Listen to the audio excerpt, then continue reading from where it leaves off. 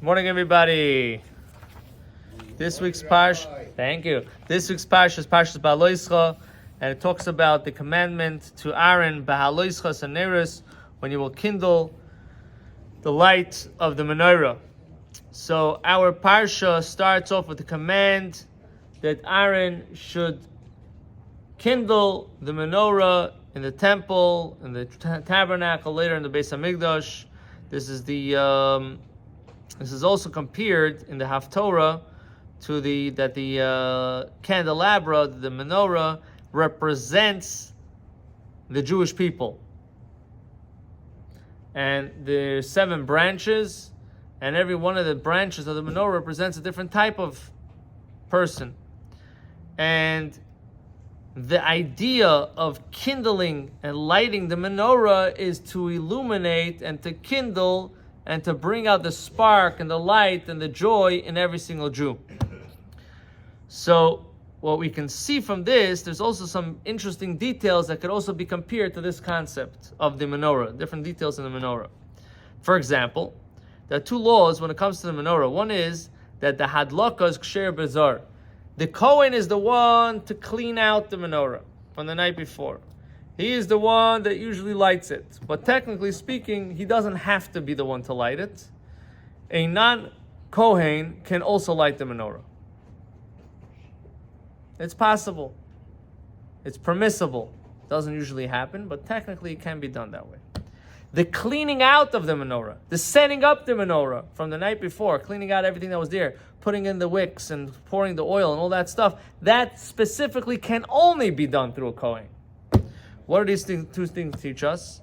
Lighting the menorah, illuminating somebody else, teaching Torah to somebody else, spreading the light to somebody else, anybody could do that.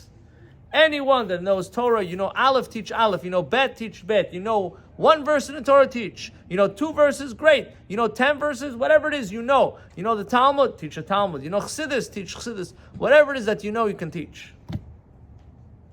That's not limited to any specific person. Any person that has the education, has the opportunity, go for it. Don't stop. Do it. However, when it comes to cleaning out the menorah, that has to be by a Kohen. What does that represent? The Kohen is a man that didn't get any property. The Kohen is a man that represents God. He is living on Hashem's allowance.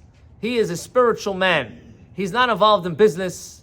He's not involved in the worldly matters. He's not involved in politics. Doesn't have to be politically correct. Doesn't have to worry, who's my neighbor? Do I say something? Don't I say something? He has the full right to say what he needs to say, how he says it in full purity, and that's it. Unfiltered. Judaism, unfiltered. Raw. Natural, the way it is. Tradition, the way it is.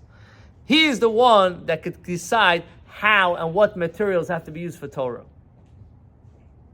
A lot of people today could come and say, well, this is not so important anymore, and this is not so practical, and today we have cell phones, and did God actually know we're going to have cell phones in the year 2024?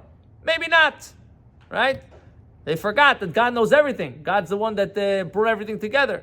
But certain conditions and certain situations and certain details in the Torah perhaps don't apply, God forbid. So these are people that want to try to redesign Torah, redesign how things should be done. That's dangerous. That you don't have a right to do. Only a person that represents God, a holy man, a tzaddik, someone that is separated from the world, from all the worldly matters. He is living here, but you can see this is a person, Meshich moyu gavoya, as they say in Hebrew. His shoulders is higher than everybody else's heads. He's living in a different reality. He's living in a higher reality. He's holy. He's connected. He's dedicated to the Torah. That's a person that you can come take guidance, how and what to do. Because that person is going to give it to you the way it's supposed to be.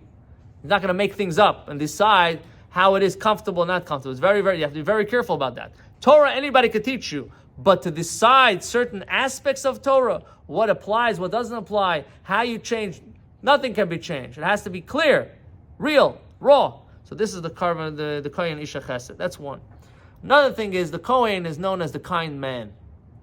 When you want to teach somebody, when you want to work with somebody, in addition to the teaching, but the midos, how you deal with somebody has to be with kindness. Has to be with kindness. That's the Kohen represents the kindness. That's 2. 3, it says about Aaron HaKohen, Oyev Esabriyas, he loved every single person, even the people that were on a low level, that their only value was briyas, that they were creations of God. They had no value. They didn't do anything at that point. But he loved them because they were creations of Hashem. Umekarvan, so they don't really have too much. They have nothing in the bank. They have nothing to show for themselves. So they're starting on a beginner's level. How do you deal with a person that's on a beginner's level?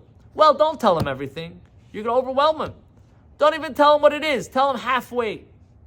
Break it down. No. Umekarvan la Torah. You don't have to tell them everything in one shot. But whatever you do tell them, bring them to the Torah. Don't water down the Torah to them. Bring them to whatever you give them that's real. The 1 mitzvah they're doing, let it be real.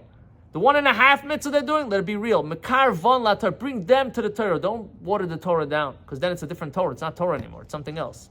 So all these ideas we learn from the Kohen, that when it comes to teaching, everybody can teach. When it comes to deciding how, what, where, and how, that you have to go to the Kohen. That you have to go find somebody that represents the Kohen. That is somebody that is raw, unfiltered. There's nothing different. It's the same Torah, the same education, the same outlook from 3,336 years ago. That's the person that we have to try to take in our guidance. May we be inspired. May we follow. May we be zeicha to the coming of Mashiach, and we'll have the Kohen once again to light the menorah in the Beis Hamikdash b'karim mamish. Amen.